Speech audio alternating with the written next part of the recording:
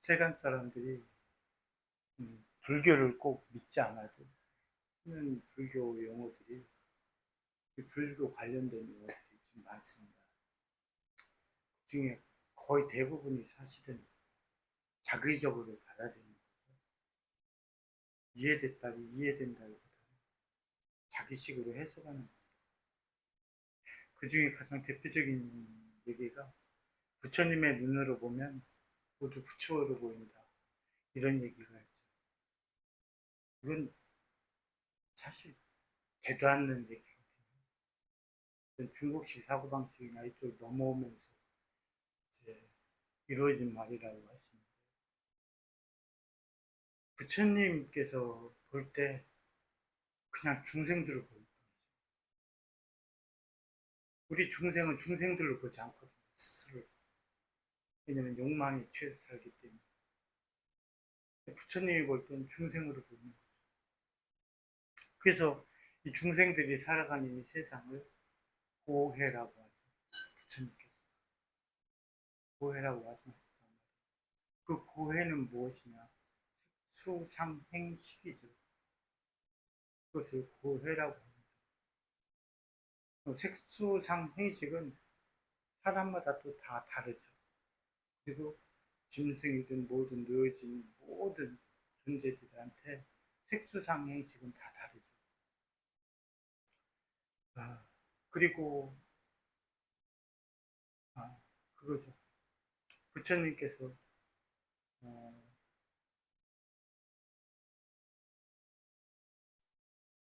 무루, 번뇌가 없는 상태에 도달했을 때 중생들은 그렇게 보이는 거죠. 모든 것이 불타고 있는 거예요. 눈이 불타고 있고, 귀가 불타고 있고, 네? 코가 불타고 있고, 혀가 불타고 있고, 몸이 불타고 있고, 그것이 탐욕, 성냄, 어리석음 불타고 있죠. 그거죠. 부처님의 눈으로 보면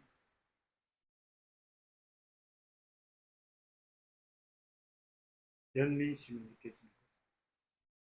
중생들이 대상으로. 단지 사람뿐만 아니라.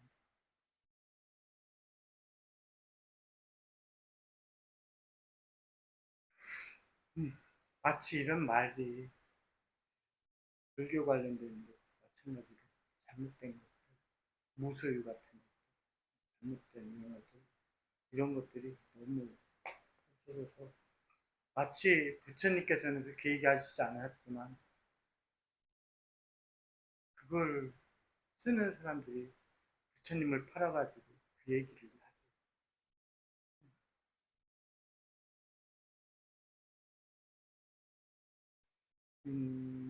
스님으로서 세상 사람들을 접하거나 만나는 것, 그리고 세상과 조우하는 것은 사실 굉장히 고통스러운 일이에요.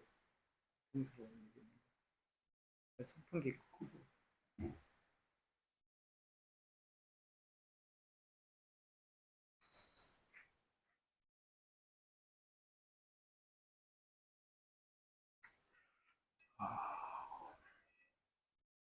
제가 그런 얘기 해드릴 수 많이 얘기했을 것 같아요.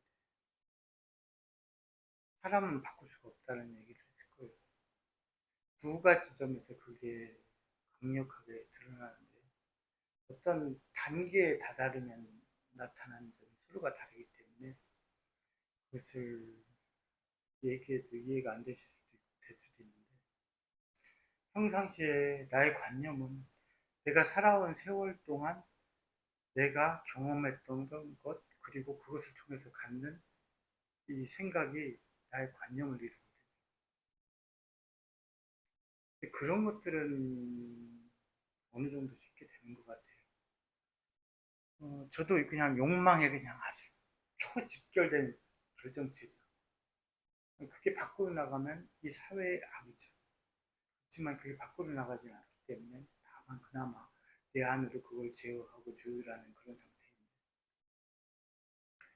어떤 사실 조카의 가족들이 근처에 있어도 연락을 다 끊고 살기 때문에 아무도 오지 말라고 했어요. 어떻게 2년 돼서 다시 왔는데 오지 말라고 했어요. 그런 것들에 대해서는 별로 평상시에 여기 있으면서도 생각을 갖지 않아요. 옛날 일에 대해서도 아주 오래전 50몇 년 전의 기억, 내가 한두 살 때의 기억까지 다 하지만 그것들을 갖다가 나의 고통으로 삼지는 않아요. 평상시 별로 생각은 하지 않아요. 기억은 나지만 그 기억을 떠올리진 않죠.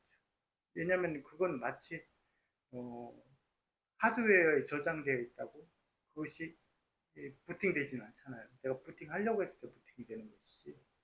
그렇기 때문에 그런 상태이기 때문에 괜찮은데 내 삶에 있어서 아주 강렬했던 모멘텀이 될 수 있는 그런 순간의 기억 있잖아요. 그런 것들이 나의 이 변곡점에 상당한 영향을 미치거든요. 이 관념이. 그것들은 모든 것들을 다 죽였을 때 아주 나를 강렬하게 잡아세워줘. 정말 강렬하게 잡아요. 그래서 그런 것들을 빌어보면 우리 아버지가 예전에 출가하기 전에 걸레질을 하거나 뭘 하거나 하면서 이제 어머니 눈치를 좀 보게 됐거든요. 각방을 굉장히 오랫동안 썼어요. 몇십 년 동안. 그러다 보니까 방도 약간 결벽증도 있고 그래서 방을 훔치시고 자주 이렇게 하시는데 그때마다 특정 여자의 이름을 자꾸 자기도 모르게 내뱉는 것 같은 그런 형거예요. 내 삶 속에서 내가 정말 후회스럽고 고맙고 그런 일들이 나를 강렬하게 붙잡죠. 출가 이전에 아주 어린 시절에 있었던 그런 기억들이 저를 잡곤 해요. 그래서 일반 사람들한테 사실은 이 관념을 가진 사람들은 바꿀 수가 없어요. 물론 그 변곡점이 있었던 그 시기처럼 어떤 조건을 대입해서 나를 변화시킬 수는 있죠. 하지만 그 틀은 파괴하지 못해요. 이미 나의 기초를 이뤘거든요. 기초를 이루어진 거기 때문에 바꿀 수가 없어요. 근데 요즘 내가 사람들 바깥의 대상과 조우를 하면서 그런 생각들을 많이 가져요. 많은 사람들이 자기는 모르고 혹은 알면서도 대체적으로 모르면서 어떤 특정 대상을 통해서 계속해서 독을 만들고 있어요. 관념이 삐뚤어져 있거나 제대로 돼 있지 않거나 이런 사람은 오히려 세상을 사는 것 자체가 독을 양산하는 것밖에 안 돼요. 제대로 된 판단력을 갖지 못하거든요. 그래서 특정 일이 쭉 이렇게 올라올 때 독을 내뿜게 되죠. 대체적으로 본인은 그렇다고 생각하지 않아요. 많은 사람들이. 그런 바깥의 대상들과 조우할 때가 정말 힘들어요. 삶은 도미노와 같아요. 도미노를 쌓다 보면 이거 되게 정성스러운 일이잖아요. 하나하나 쌓는 거 정말 정성스럽거든요. 우리가 삶을 통해서 뭔가 이루고 싶다 해서 그걸 꾸준히 해나가는 과정은 정말 정성이 아주 많이 들어가거든요. 근데 그 도미노를 다 쌓고 나면 이렇게 무너뜨리잖아요. 무너뜨리면 일순간에 와르르 무너지죠. 우리의 삶도 그렇고 마찬가지죠. 우리가 일생 동안 어떤 학업이라든지 직분이라든지 이런 것들을 쌓았지만 결국엔 갈 때 되면 모든 걸 다 일순간 그 짧은 순간에 모든 걸 다 놔야 되거든요. 그러고 나면 남는 게 하나가 있어요. 그 안에서 성취감만 남는 거거든요. 다 잃어버리더라고요. 성취감.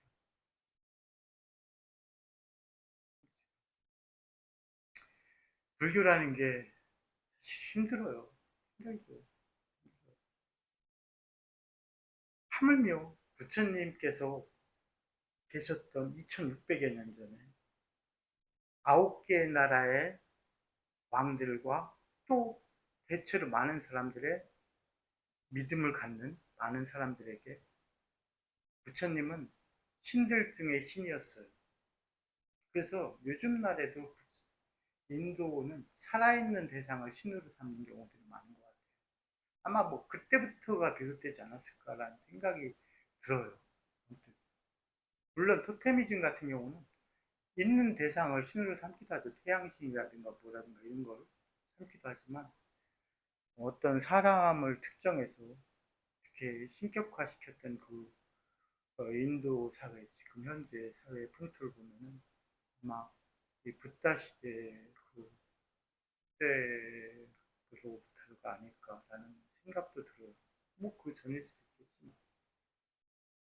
하여튼 부처님께서는 단순히 어떤 초월적인 붓다의 존재로서가 아니라 그들에겐 모든 신들 중에 신이었던 거죠. 신들의 신이었던 거죠. 초월적인 신 그 이상이었던 거죠. 그렇게 경배의 대상이 되었던 거죠. 그래서 이 터무니없는 일들이 벌어진다. 부처님께서는 대체적으로 모든 것들을 논리적으로 그 사람에게 조건을 줬어요. 네. 변화시킬 수는 없어요. 왜? 이건 이제 내가 많이 얘기했던 거기 때문에 짧게 얘기하자면 내가 제어할 수 있는 것과 내가 제어할 수 없는 것은 부처님께서는 분명히 아시기 때문에 그래서 많은 일들이 있었죠. 하물며 이게 정확한 건지는 모르겠어요. 다찌족을 침범하려고 했던 어떤 왕이 내가 이걸 얘기하려고 했던 게 아니었기 때문에 정확하게 기억이 안 나요. 신하를 시켜서 부처님께 보내요. 부처님께 여쭤보라고 그래요. 우리가 그 밭지인지 모르겠어요. 밭지족을 침범하면 이길 수 있는지에 대해 승산이 있는지. 그때 부처님께서 답변이 뭐냐면 밭지족의 상태를 역으로 물어보거든요. 밭지는 정기적으로 모이는가, 화합하는가, 뭐 하는가 이렇게 물어봐요. 그렇다면 너희는 밭지를 무너뜨리지 못할 것이다. 이렇게 얘기해요. 그 9개 나라의 왕들이 다 부처님께 귀하였는데도 서로 침범하고 뭐하고 이렇게 하려고 했던 거예요. 부처님께서 바래프 계신데 그래도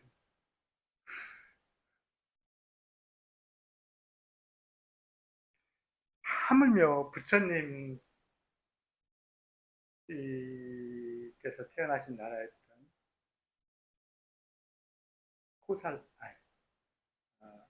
카필라 바스트, 카필라조차도 무너지게 되잖아요.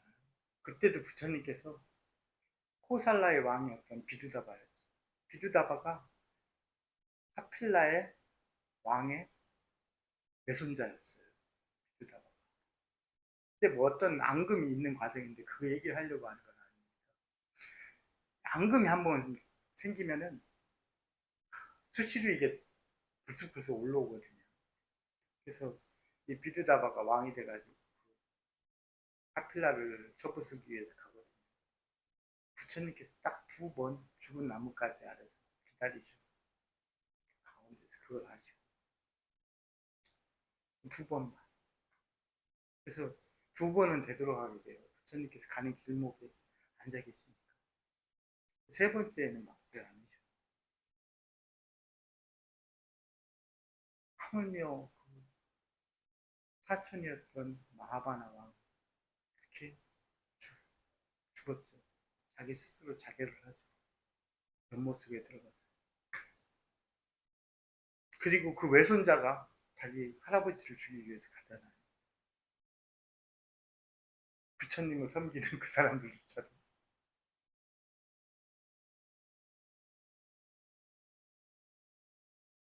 카우샴비의 스님들이요. 카우샴비의 스님들이. 카우샴비가 바라나시, 그러니까 이시빠따나 미가다야 강단이 있는 수행처가 있는 미가다야라는 수행처가 있는 거기에서 대략 더 북서쪽으로 한 200km 더 가야 돼요. 어마어마하게 먼 거리예요. 활동 반경이.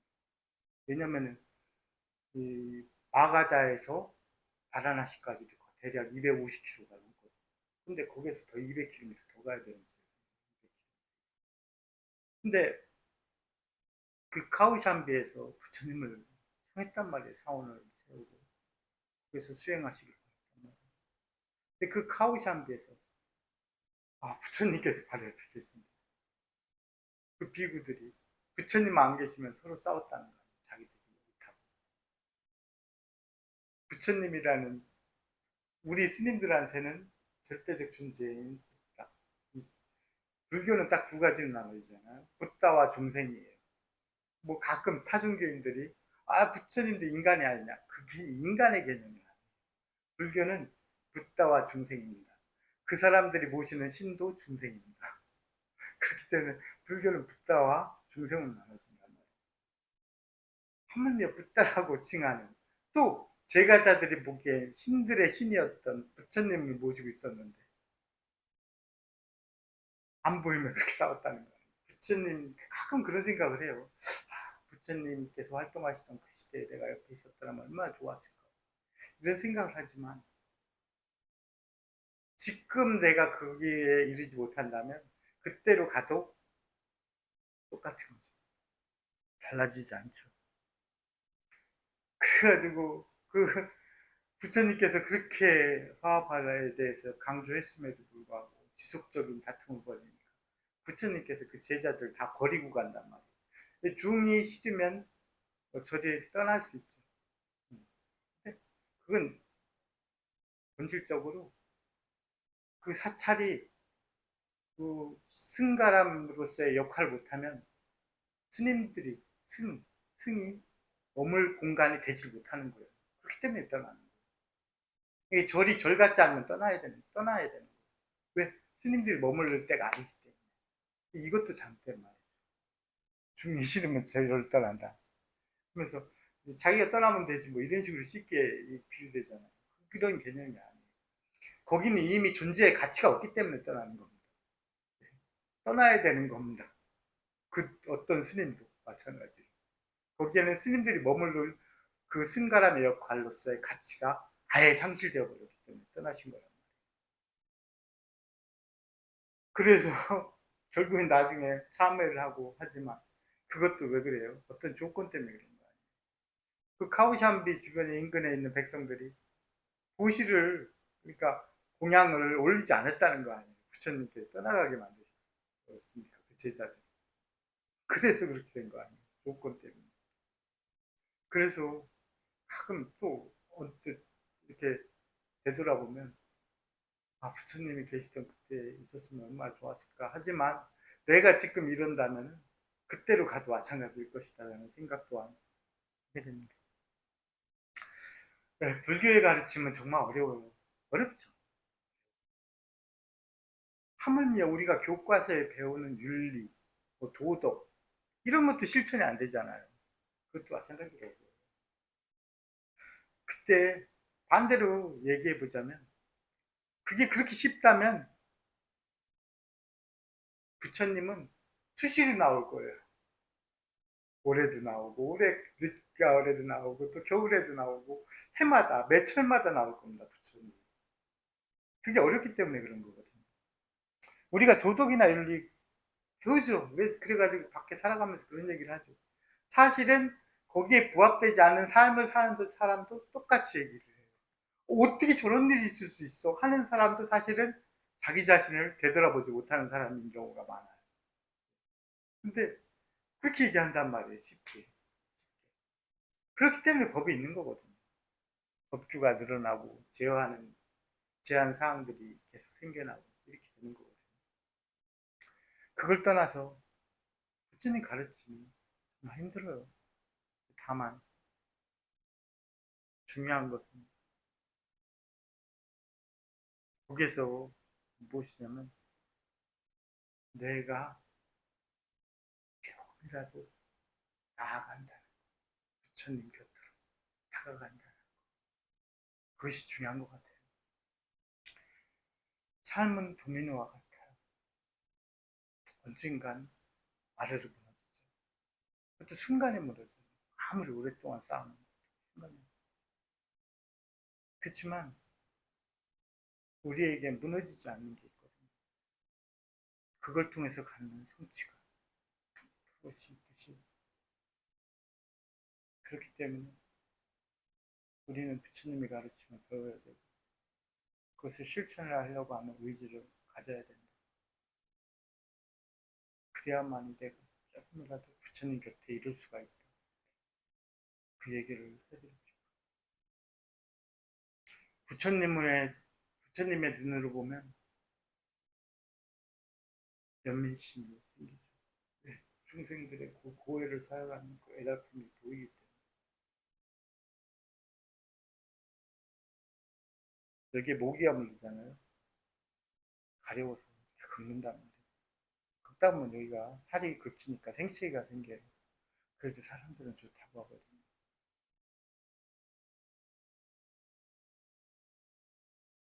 아직 그렇잖아요. 아무리 어떤 사람들이 우리가 욕망이라든가 이런 것들, 뭔가를 하는 것들은 대체적인 것들이 다 마찬가지예요. 우리는 그것을 소비하면서 즐거워. 물론 쌓아놓으면서 즐거워한다는 사람도 있을 수 있죠. 우리가 월급을 차곡차곡 모으거나 이런 것도 마찬가지고 그렇게 얘기할지 모르겠지만 대체적으로 사람들이 쌓아놓은 것을 허물어뜨리면서 좋아하거든요. 우리가 단풍을 좋아하는 것도 그렇잖아요. 모든 것들 지는 것. 그렇지만 정작 우리가 그 저물어가는 그 실체를 바라본다면 좋아할 수 있을까?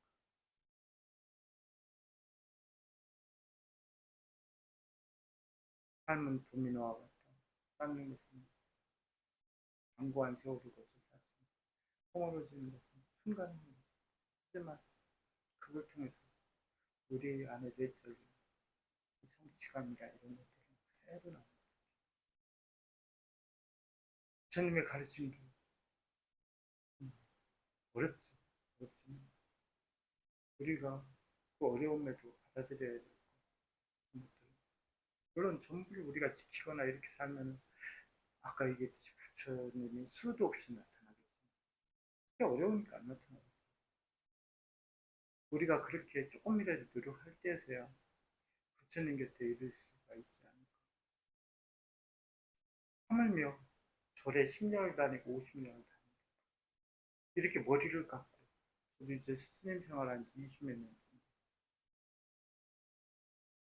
부처님 곁에 과연 한 발자국이라도 다가갔다고 자신할 수 있을까? 전 섣불리 확신하지 못해요. 하물며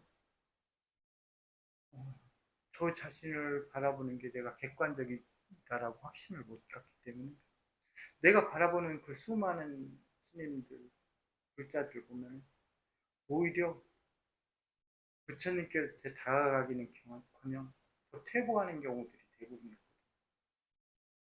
그런 면에서 볼 때 나도 그렇지 않을까 이런 생각을